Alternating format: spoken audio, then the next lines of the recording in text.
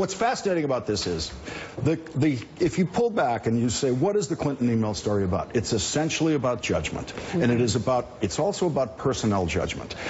I look at it as a staff story.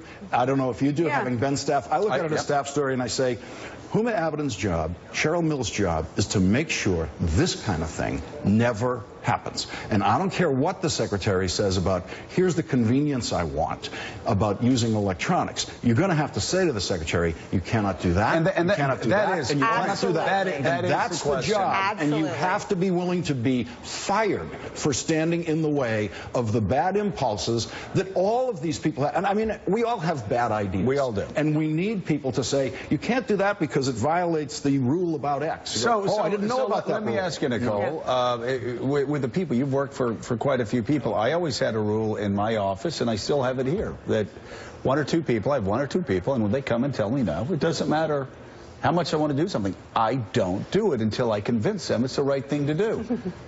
I'm sure you do this with people you've worked for before, but Hillary Clinton apparently has nobody around that does that.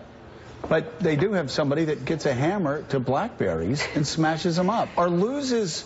I'll tell you, and losing the laptop in the mail. Do you know why I would never find out that somebody lost my laptop in an email? I mean, in the mail? Because they would find it before I found out that they lost the most important email with the most sensitive information there. It would never get to me.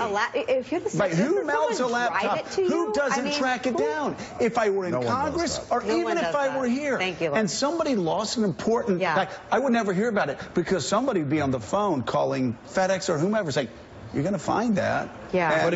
Here's the weird I love Lawrence's point about staff. It was regular mail. It wasn't FedEx, so it's untraceable. But back to your original thesis. This is about staff work at some level. It's a staff failure. And